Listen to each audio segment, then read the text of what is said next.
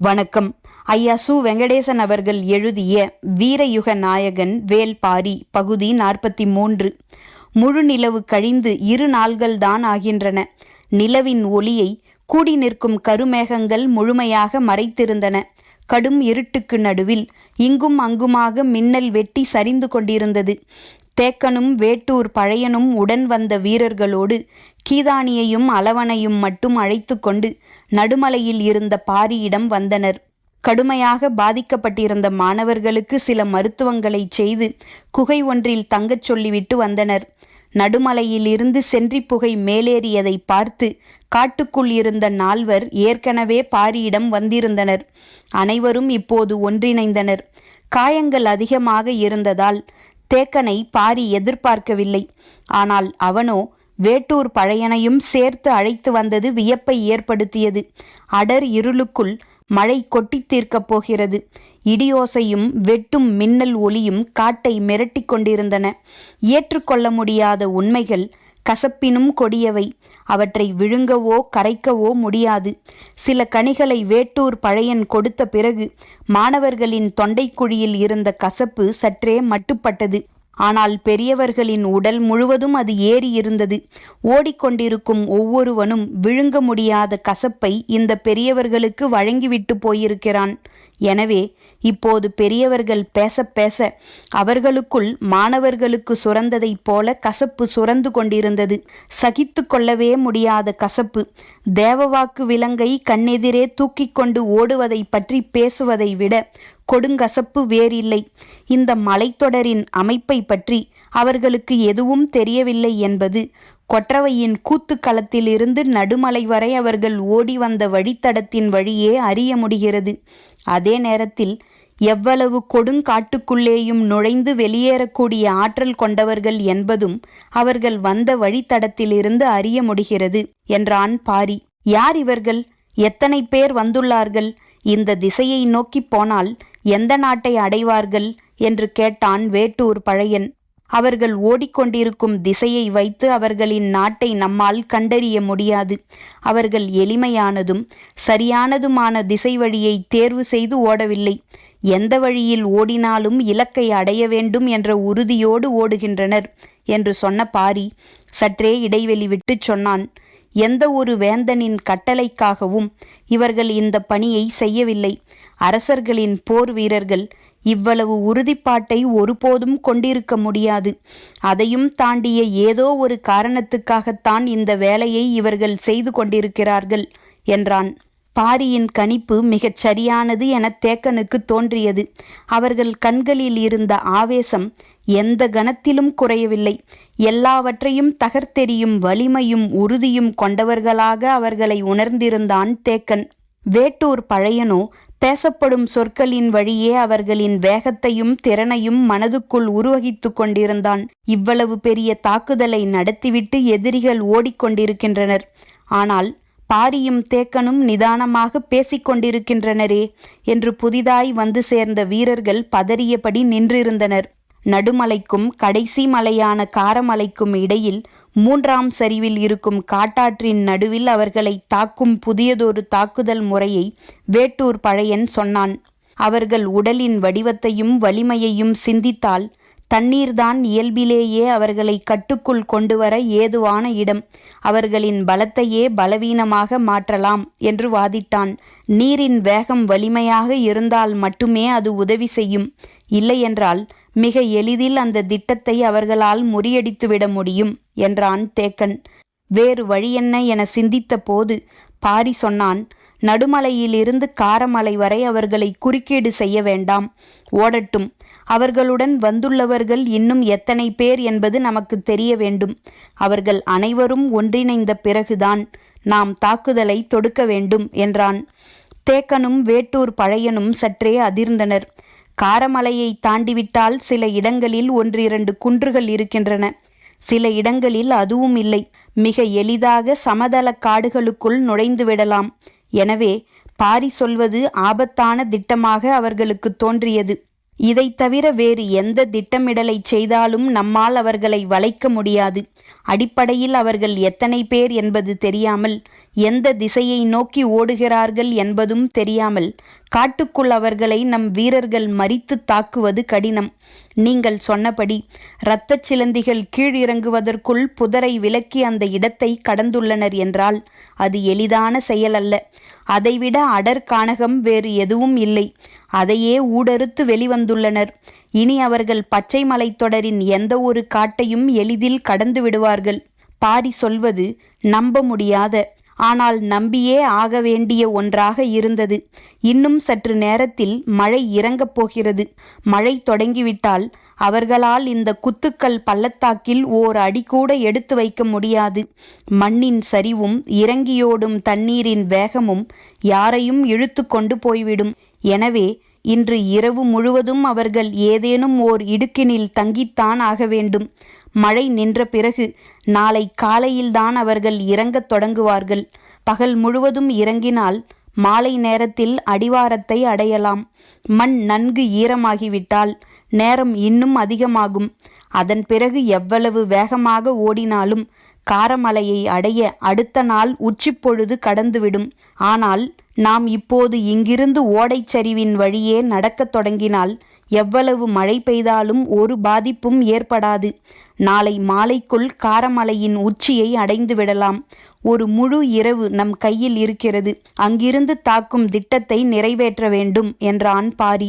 நீண்ட நேரம் அமைதியாகவே இருந்த தேக்கன் இப்போதும் அப்படியே இருந்தான். ஆனால் இவ்வளவு நேரம் உரையாடி கொண்டிருந்த வேட்டூர் பழையனோ மறுமொழி ஏதும் கூறாமல் அமைதியானான். பாரி பழையனை உற்று பார்த்து கொண்டிருந்தான்.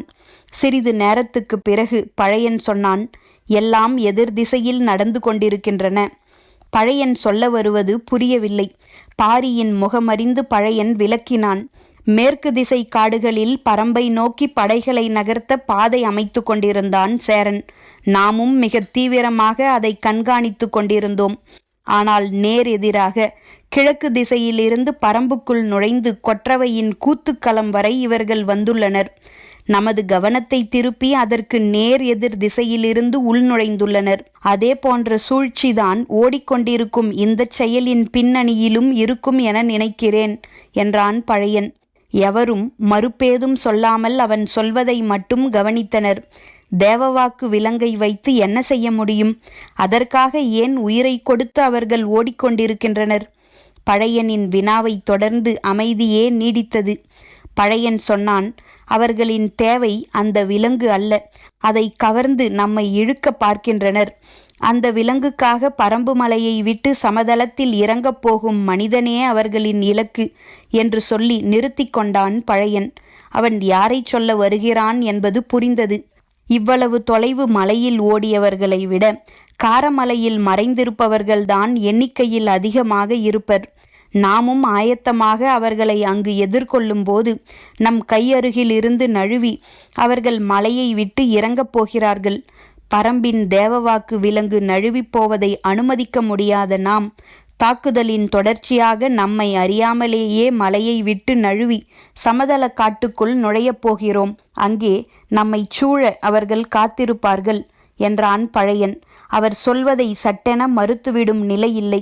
உடன் நின்றிருந்த வீரன் சற்றே தயக்கத்தோடு கேட்டான், ஆனால் பரம்பை இவ்வளவு குறைவாக மதிப்பிட்டு இவ்வளவு துல்லியமான திட்டமிடலை செய்யும் அளவுக்கு யாருக்கு துணிவிருக்கும்? யாருக்கு துணிவிருக்கும் என்பது நமக்கு தெரியாமல் இருக்கலாம். ஆனால் யாருக்கோ துணிவிருந்திருக்கிறது என்பதைத்தான் இப்போது நாம் பார்த்து கொண்டிருக்கிறோம். உங்களின் கருத்துதான் என்ன? நடுமலைக்கும் காரமலைக்கும் இடையிலேயே அவர்களை அழித்தால்தான் உண்டு. எக்காரணம் கொண்டும் காரமலையின் மீது அவர்களை அனுமதிக்க கூடாது என்று பாரி உறுதியாகச் சொன்னான். தொடர்ந்து, அதற்கு வாய்ப்பில்லை. நாம் நின்று திட்டமிட முடியாது. ஓடிக்கொண்டேதான் திட்டமிட முடியும். இருவரின் ஓட்ட வேகத்தில் இருக்கும் இடைவெளிதான் நமக்கு கிடைக்கும் நேரம். நாம் அவர்களை தாக்க ஆயத்தமாவதற்கான குறைந்த அளவு நேரம் இந்த குறிப்பிட்ட தொலைவை ஓடிக்கடக்க அவர்களை அனுமதிப்பதன் வழியாகவே கிடைக்கும்.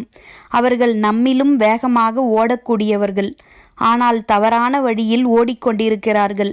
நாம் சரியான வழியில் ஓடுவதால் அவர்களின் வேகத்தை எளிதாக கடந்து முன்னிலையை அடைய முடியும். சரி, நாம் காரமலையை விரைவில் அடைந்துவிட்டால் அவர்கள் வந்து சேர்வதற்குள் நம்மால் எவ்வளவு வீரர்களை திரட்டிவிட முடியும் எனக் கேட்டான் பழையன். போரிட புதிதாக வீரர்கள் தேவையில்லை, இங்கு இருப்பவர்களே போதும் என்றான் பாரி. அவனது சொல் தேக்கனையும் பழையனையும் பேரதிர்ச்சிக்கு உள்ளாக்கியது. பதற்றத்தில் பாரி நிதானம் தவறுகிறானோ எனத் தோன்றியது.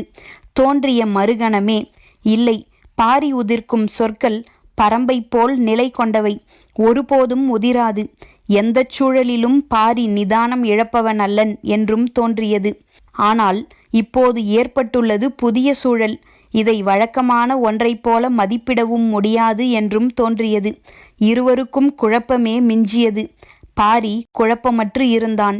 அது இவர்கள் இருவரையும் மேலும் குழப்பத்துக்குள்ளாக்கியது. பாரி தொடர்ந்தான். எனக்கு வீரர்கள் தேவையில்லை. காட்டுக்குள் எதிரிகளின் நகர்வை உணர்த்தும் அடையாளக்காரர்கள் மட்டுமே தேவை என்றவன் மேலும் சொன்னான். அவர்களை வழக்கமான தாக்குதல் முறைகளால் ஒன்றும் செய்துவிட முடியாது. அவர்களை அழித்து தேவவாக்கு விலங்கை காப்பாற்ற வேறு வழிமுறையைத்தான் பின்பற்ற வேண்டும். அதை பற்றி நான் சிந்தித்து விட்டேன் என்றான். பாரியின் குரலில் இருந்த உறுதி எதிர்கேள்விக்கான இடம் எதையும் விட்டு வைக்கவில்லை. ஆனாலும் பழையன் கேட்டான், நீ இவ்வளவு உறுதி கொண்டு சொல்வதால் நான் ஏற்கிறேன். ஒருவேளை அவர்கள் தேவவாக்கு விலங்கை தூக்கிக் கொண்டு சமதள காட்டுக்குள் நுழையும் சூழல் வந்தால் பரம்பை விட்டு நீ கீழிறங்கக்கூடாது.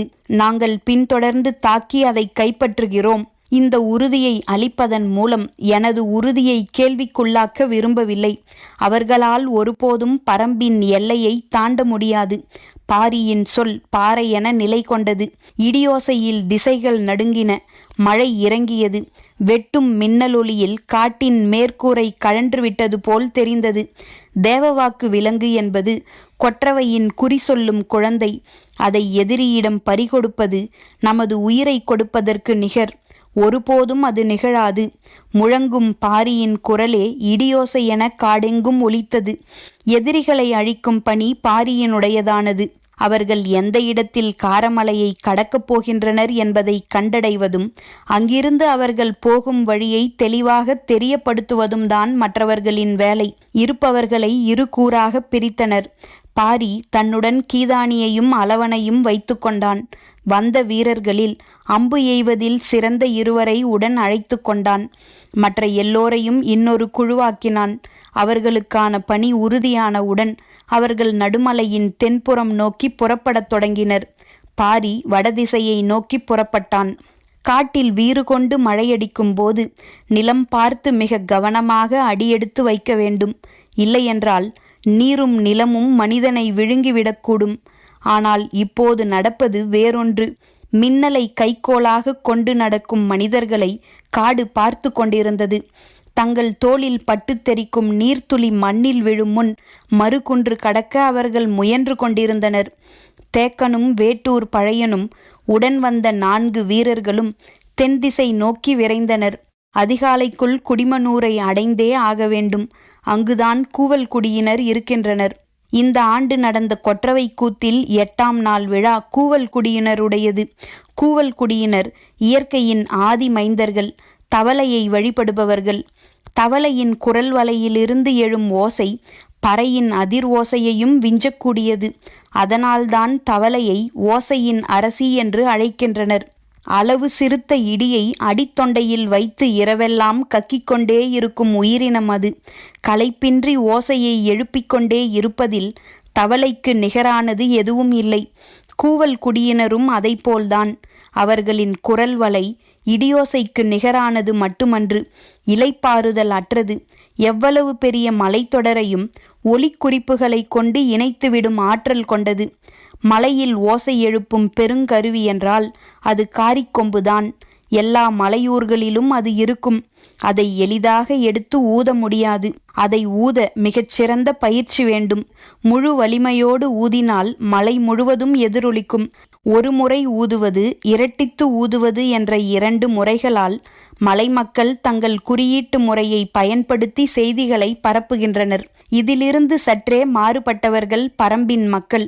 அவர்கள் காரிக்கொம்பை சிறப்பாக பயன்படுத்துவர். ஆனால் அதை நிலை கொண்ட ஊர் இருக்கும் இடத்தில்தான் பொதுவாக பயன்படுத்த முடிகிறது. காட்டுக்குள் உள்ள ஒரு மனிதன் உதவி தேவைப்பட்டால் என்ன செய்ய முடியும் என சிந்தித்து சென்றிக் கொடியை கண்டறிந்தனர்.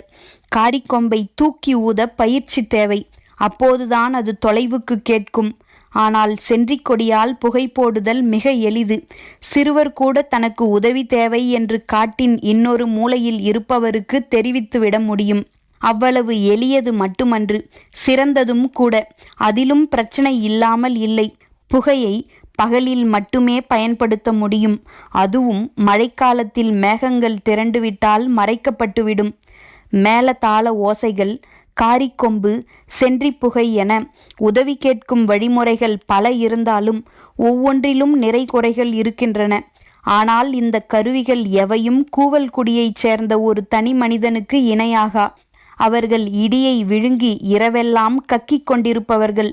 பழுத்த கனியை பாறையில் எரிந்து தெறிக்க வைப்பதைப் போல ஓசையை காற்றுடன் மோதவிட்டு தெறிக்கவிடக்கூடியவர்கள். தம் அடிநாக்கை மடித்து எழுப்பும் ஒளியால் காட்டுக்கே ஒளிவேலி கட்டுகிறவர்கள். அவர்களின் இருப்பிடமான குடிமனூரை நோக்கியே தென்புறம் சென்று கொண்டிருக்கிறது தேக்கனின் தலைமையிலான குழு. கொட்டும் மழையில் மிக மெதுவாகவே நடந்தான் பாரி. அவனுக்கு நிறையவே நேரம் இருந்தது. கீதானியும் அளவனும் கடந்த 2 நாள்களாக ஓடிய ஓட்டத்தை அவன் அறிவான். அது மட்டுமல்ல, எதிரிகளின் தாக்குதலாலும் கடுமையான காயங்கள் ஏற்பட்டுள்ளன. தொண்டை கசப்புக்கு வேட்டூர் பழையன் மாற்று கொடுத்துள்ளான். அதனால்தான் இப்போது அவர்களால் சற்றே இயல்பாக இருக்க முடிகிறது. இல்லையென்றால் இந்நேரம் அவர்கள் குரல் நாளங்களை பீத்தெறிய ஆயத்தமாகியிருப்பார்கள். பாரி இருவரையும் அரவணைத்து அழைத்துச் சென்றான். மற்ற வீரர்கள் இருவரும் ஆவேசத்தோடு முன்னால் ஓடிக்கொண்டிருந்தனர். காட்டோடையில் பெருகும் நீர் பார்த்து இரவெல்லாம் நடந்தனர்.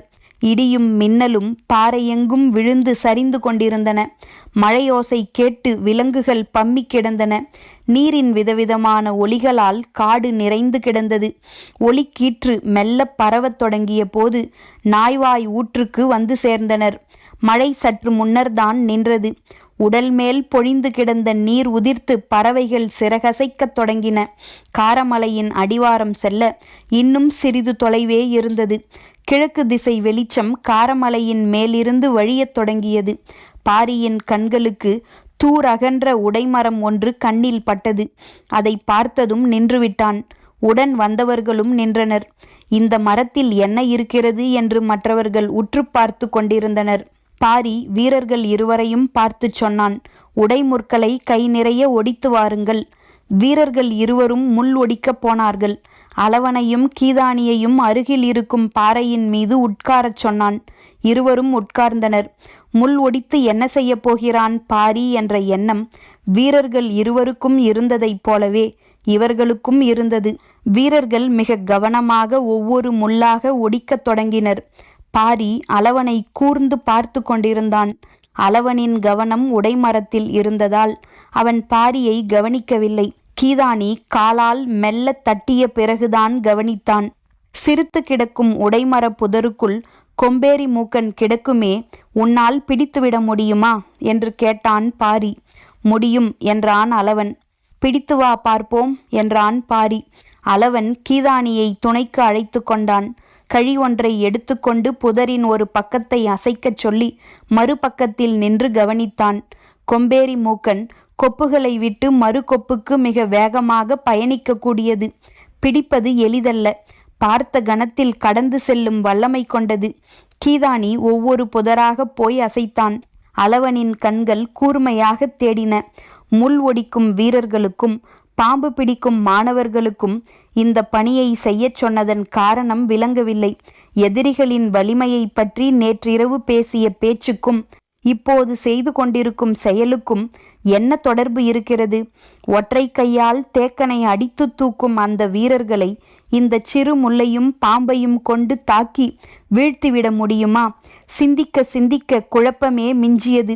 இவற்றை வைத்து பாரி என்ன செய்ய போகிறான் என்பது புரிந்து கொள்ளவே முடியாததாக இருந்தது. பாறையில் உட்கார்ந்த பாரி சொன்னான், முள் ஒடிக்கும் முன் மூக்கனை பிடித்து வா அளவா. முள் ஒடிக்கும் வீரர்களுக்கு அப்போதுதான் தோன்றியது, சிறுவன் பாம்பை உடனே பிடித்துவிட்டால் நாம் பின்தங்கி விடுவோமே என்று.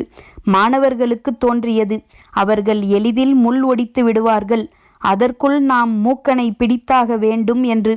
இருவரும் இப்போதுதான் கவனம் கொள்ளத் தொடங்கினர். வேக வேகமாக வேலை நடந்து கொண்டிருந்தது. வீரர்கள் சடசடவென ஒடிக்க நினைத்தனர். கவனமாக இல்லையென்றால் அது விரல்களை குத்தி கிழித்து கொண்டே இருக்கும். அதுவும் இரவு முழுவதும் நனைந்ததால் அவர்களின் விரல்கள் ஊறிப்போய் இருந்தன. நகங்களின் முனையை வைத்தே ஒடித்து கொண்டிருந்தனர். இருவரும் கை நிறைய ஒடித்து வந்து பாறையில் கொட்டினர். சற்றே சாய்ந்து உட்கார்ந்த பாரி விரல்களால் கிளறி மிக நீளமாக இருக்கும் முள்களையும் நீளமற்று இருக்கும் முள்களையும் ஒதுக்கிவிட்டு நடுத்தரமான அளவு கொண்ட முள்களை மட்டுமே தனியே பிரித்தெடுத்தான். பாரி இதை ஏன் செய்கிறான் என்று புரியாமல் வீரர்கள் இருவரும் முழித்து கொண்டிருந்த போது அளவனிடம் இருந்து குரல் கேட்டது. கொம்பேரி மூக்கன் கிடைக்கவில்லை, கொடிமூக்கன் தான் கிடைத்துள்ளான். போதுமா? இல்லை, இன்னும் தேடவா? கொண்டு வா, அதன் அளவை பார்ப்போம் என்றான் பாரி. புதர் விலக்கி அவர்கள் வெளிவந்த போது அதன் நீளத்தை பார்த்து வீரர்கள் இருவரும் விக்கித்து போனார்கள். அளவன் அதன் கழுத்தை பிடித்திருந்தான். கீதானி அதன் நடுப்பகுதியை பிடித்திருந்தான். கை முழுவதும் சுற்றி சுருண்டிருந்த அதன் நீளம் பார்க்கவே அச்சமூட்டுவதாக இருந்தது. கொம்பேரி மூக்கன் கிடைக்கவில்லையே என சிந்தித்த பாரி பிடிப்பட்ட கொடிமூக்கனை கொண்டு வரச் சொன்னதற்கு காரணம் அதன் நீளத்தை அறியத்தான். அவன் எதிர்பார்த்ததை விட வயது முதிர்ந்ததாக அது இருந்தது. இது போதும், வா என்றான் பாரி. இருவரும் பாறை நோக்கி வந்தனர். தனக்கான ஆயுதத்தை பாரி தயார் செய்ய தொடங்கிய போது காரமலையின் மேல் விளிம்பிலிருந்து எட்டி பார்த்தான் கதிரவன். பரம்பின் குரல் ஒலிக்கும்.